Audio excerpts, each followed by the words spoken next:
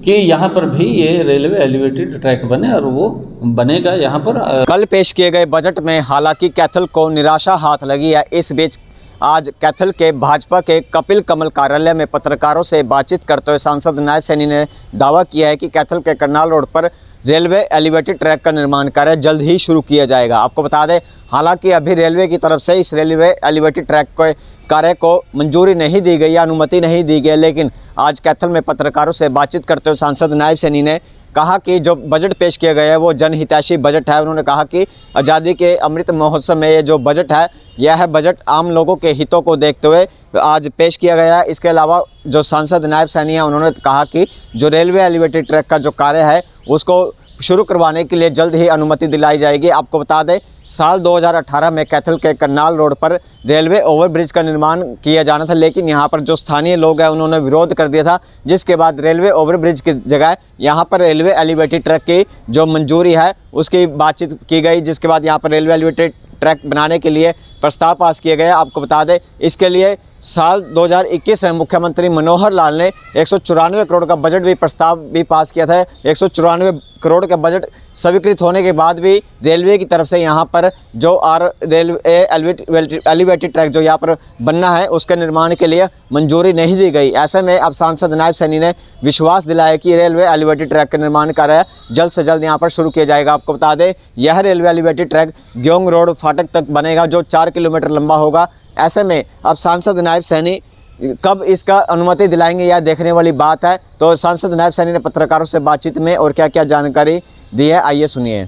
परंतु जैसे कैथल के अंदर आपने बात की है, कुरुक्षेत्र की मैंने बात की है कि इस रेलवे के अंदर, इस रेलवे के बजट के अंदर, क्योंकि बहुत सारे ऐसे इंफ्रास्ट्रक्चर को मजबूत करने का वो काम होगा, क्योंकि अमृतकाल का बजट है कि देश के अंदर एक बड़ा बदलाव, विकास की एक बड़ी गति इस बजट से चलेगी। क्योंकि विपक्ष के पास, कांग्रेस के पास इस बजट के ऊपर बोलने के लिए कुछ नहीं था, क्योंकि हर वर्ग को ये बजट उसको कहीं न किसी न किसी रूप के अंदर उस तक लाभ पहुंचाने का काम इस बजट के माध्यम से किया गया।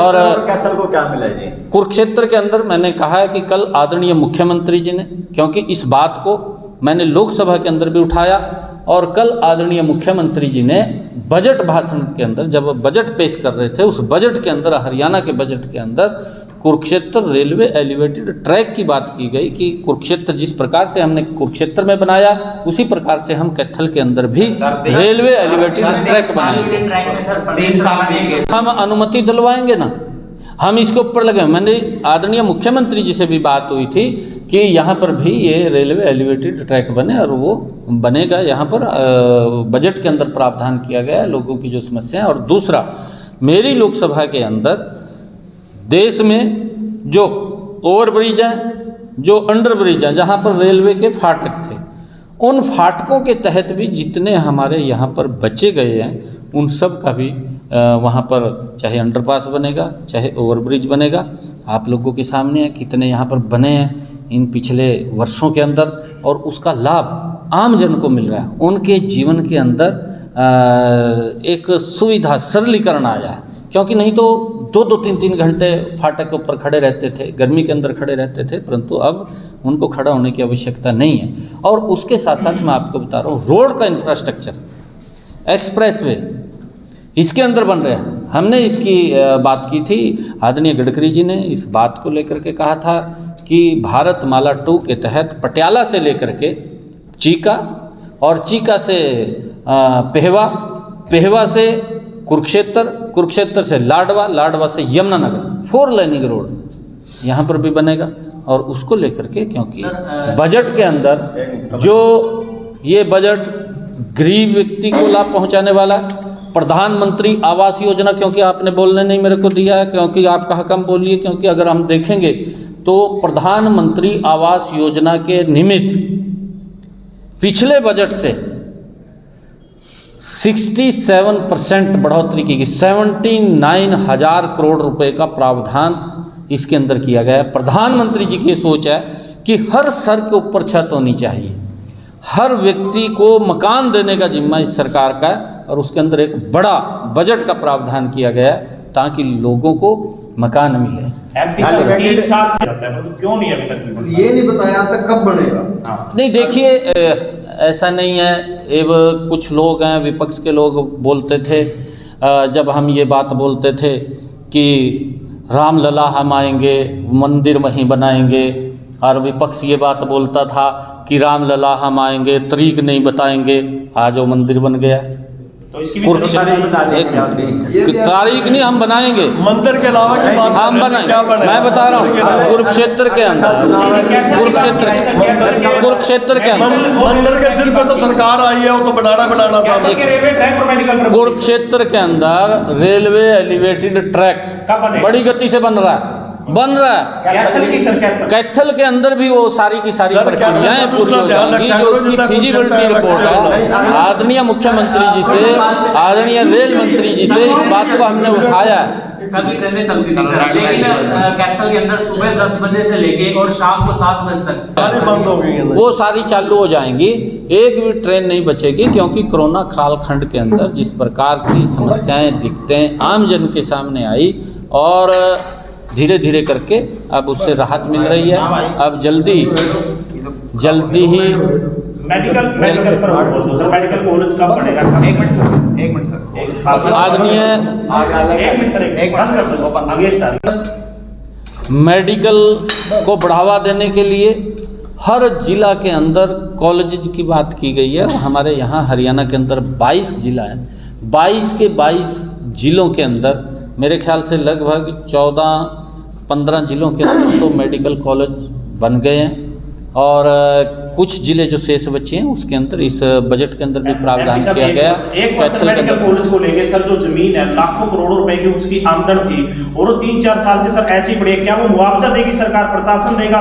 मेडिकल कॉलेज वहां बन नहीं रहा, जो इनकम थी पंचायत की वो भी लॉस होने लग रही है, क्या कहना चाहिए? नहीं देखिए, क्योंकि यहाँ कैथल के लिए जो आपने मेडिकल कॉलेज की बात कही है, वो आदरणीय मुख्यमंत्री जी ने भी उसकी घोषणा यहाँ पर की है, और जल्दी ही जब ये बजट पेश हुआ है, क्योंकि कोरोना कालखंड के अंदर कहीं ना कहीं विकास की गति के ऊपर ब्रेक लगी थी, परंतु अब बड़ी गति से, उससे भी डबल गति से, क्योंकि चाहे प्रदेश का आदरणीय मुख्यमंत्री जी ने बजट पेश किया, चाहे केंद्र के अंदर बजट पेश हुआ है, बड़ी गति से विकास की गति तेज होगी, और यहाँ पर भी मेडिकल कॉलेज बनेगा। यहाँ पर हमारे कैथल के अंदर आपने देखा महर्षि वाल्मीकि, भगवान वाल्मीकि जो संस्कृत विश्वविद्यालय, उसका निर्माण हो रहा है, उसके ऊपर काम चल रहा है, और उसके ऊपर चल रहा है। महर्षि वाल्मीकि का नाम उसकी DPR तैयार हो गई मेडिकल कॉलेज में है कि महर्षि वाल्मीकि का नाम आपने कैथल के विधायक ने ही विधानसभा में। नहीं, ये तो विधायक जी को ही मालूम होगा, क्योंकि मुझे इस बारे में मालूम नहीं। आप विधायक जी से पूछ सकते हैं। एक छोटा आपने जो डिमांड्स एंड ग्रांट्स के ऊपर अभी लोकसभा चल रही है, उसके अंदर भी अगर हमें समय मिला है बोलने का, तो उसके अंदर जरूर हम इन सब बातों को। धन्यवाद सभी पत्रकार एवं छायाकार मित्रों का। आज आप लोगों के माध्यम से जो दुनिया के सबसे लोकप्रिय नेता, देश के लोकप्रिय प्रधानमंत्री आदरणीय नरेंद्र मोदी जी के नेतृत्व में हमारी वित्त मंत्री आदरणीय निर्मला सीतारमण जी ने जो अमृत काल का बजट पेश किया है, वो ज़बरदस्त। इस अमृत काल के अंदर जो आने वाले 25 वर्ष हैं, उस समय को ध्यान में रखते हुए कि हमने इन 25 वर्षों में देश का इंफ्रास्ट्रक्चर, देश के लोगों की अपेक्षाओं के ऊपर खरा उतरें, उसको लेकर के इस अमृत काल का ये पहला बजट आदरणीय निर्मला सीतारमण जी ने प्रस्तुत किया है।